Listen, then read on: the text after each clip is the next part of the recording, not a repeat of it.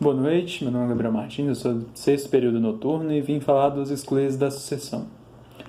O instituto de exclusão do herdeiro ele é meio de subtrair, tirar o herdeiro, que deveria ser legítimo, instituto legatário, a aptidão de herdar, em face de alguma prática de ato atentatório contra o autor da herança e demais pessoas indicadas na lei. Os excluídos eles são indignos para suceder a herança. Ele compreende números causos, ou seja, ele é um rol taxativo que se compacta a certo número de pessoas, certo número de grupos de indivíduos que podem ser excluídos, ou casos que justifiquem a exclusão, somente considerado ato ofensivo, ou seja, atos atentados contra a vida, contra a honra e contra a liberdade de testar do decujus. Essas hipóteses que acarretam a sanção civil e, consequentemente, a perda do direito sucessório. O primeiro caso da exclusão de dignidade é através do artigo 1814, inciso 1º do Código Civil, que fala: são excluídos da sucessão os herdeiros ou legatários. Inciso 1.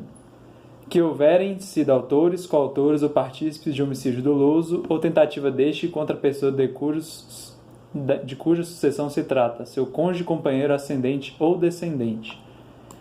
Então, nesse caso, ele pode ser qualquer parte do crime doloso. Ele pode ser autor, coautor ou até mesmo partícipe.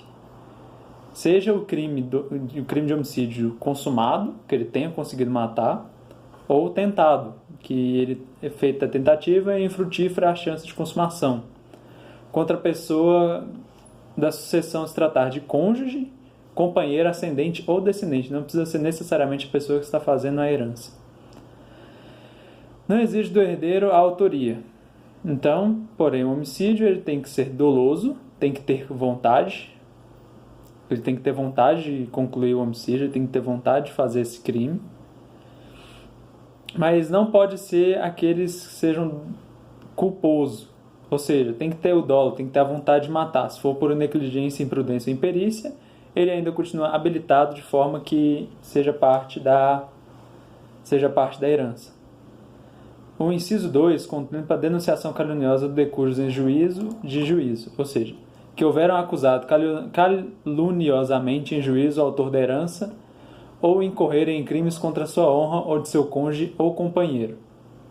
Então, na primeira parte desse dispositivo, quando se fala em denunciação caluniosa, é quando há investigação policial, do processo judicial, instauração de investigação administrativa, inquérito civil ou ação de improbidade administrativa contra alguém, imputando-lhe crime de que saiba que ele seja inocente. Você tem que ter uma movimentação do judiciário ou de alguma parte administrativa que você enseje acusar uma pessoa de crime que saiba de primazia que ele seja inocente.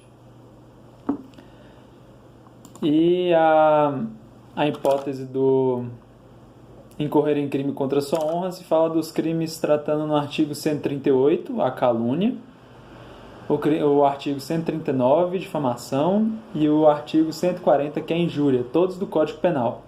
Não somente ao decujus, não se faz isso não somente ao decujus, mas tão somente também ao cônjuge ou ao companheiro. A quarta hipótese de exclusão é o obstáculo à liberdade testamentária, quando há inimição, cercear a liberdade de disposição de bens. Você restringe ele, você obriga ele a não colocar esses bens à disposição para o testamento, para a herança. Ou impedir a disposição, você não deixa, você absurdamente não deixa, através de violência, que seria uma ação física, através de socos, chutes, empregar qualquer forma de violência física ao autor, ou mediante a fraude. É uma ação psicológica, você esconder o testamento, você chantagear, tudo aquilo que não tenha violência física, mas que tenha uma pressão psicológica anteriormente para poder fazer esse tipo de hipótese. A decretação da exclusão do herdeiro legatário em qualquer dos casos de indignidade, já que nós estamos falando de um rol taxativo, então somente podem ser esses os casos de indignidade desse indigno, só pode ser declarada por sentença, mas não pode ter somente um processo tramitando, não pode ter somente um processo dentro de uma vara. ele necessita primordialmente que essa seja uma sentença transitada em julgado de natureza declaratória. Sendo a ação proposta a quem, e a ação não pode ser proposta por qualquer pessoa. Mesmo que o dispositivo de 2002 seja precário em questão de falar quem pode colocar, quem pode fazer, quem pode administrar essa ação, ainda assim somente pode ser pessoas que estejam com interesse na sucessão, que tenham interesse econômico nesse tipo de herança, que tenham interesse econômico nesse tipo de ação. Então, primeiramente, necessita do trânsito em julgado, necessita da pessoa certa para poder fazer a proposta da ação, mesmo que o Código não tenha expressamente explicado sobre essa matéria. Necessita que a ação de exclusão do indigno seja proposta somente quando houver decujos. Ou seja, você só pode propor o caso de exclusão da sucessão através de decujos. A pessoa tem que estar morta para você poder fazer esse tipo de ação. Porque se trata de uma pessoa viva, você não pode falar de testamento ou herança, e você também muito menos pode falar de uma ação de exclusão da herança ou testamento. Você poderia fazer uma ação alternativa sobre uma ação penal, uma ação civil, mas você não pode falar disso por causa que existe o princípio do hereditas viventes non datur, ou seja, não se fala de herança de pessoa viva. A morte do réu, a pessoa que está sendo excluída, durante o curso do processo de exclusão da sucessão, acarreta na extinção do processo pelo princípio da personalidade da culpa e da pena. Se você não tem a personalidade que tenha feito um ato culposo, você não há de falar de pena, porque ele já, ele já pagou de forma maior, que seja a morte. Então, trazendo os bens que seriam sucedidos a ele, seriam os bens, eles serão para os sucessores desse sucessor que seria considerado excluído ou indigno. Para os próprios sucessores desse indigno, porque já que a indignidade, já por não ter uma sentença transitada julgado, não produziu os efeitos sem a sentença.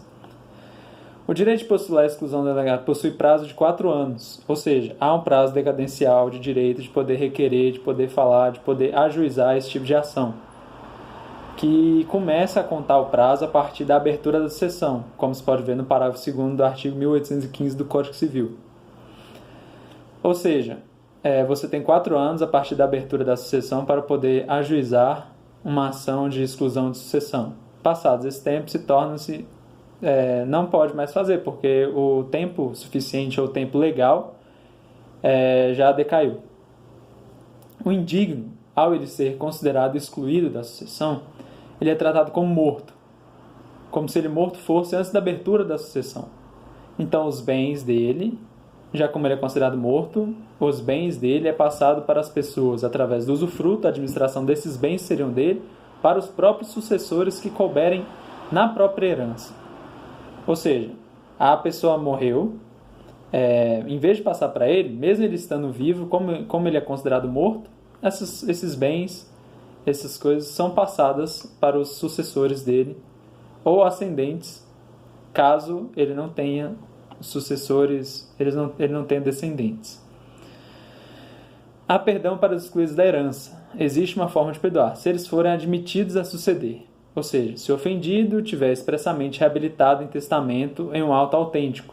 Não pode ser um ato feito à própria mão, não pode ser um ato feito verbalmente, não pode ser um ato feito de próprio punho. Necessita, sim, não pode ser um documento particular por si só. Necessita através de um documento público ou particular que tenha autenticidade pelo cartório e que seja feito pelo escrivão. Ou seja, precisa passar pelo cartório, precisa ter todo aquele processo para poder ser reconhecido firma, ser reconhecido legalmente diante da lei. Então, esse tipo de... Caso não tenha, vai ser desconsiderado, porque não tem um punho, não tem uma consideração a se falar sobre esse papel, sobre esse documento que não tenha uma autenticidade. Então é isso, muito obrigado pelo tempo, por favor. Paulo Hermano, me dê 10 pontos, porque eu trouxe um rato.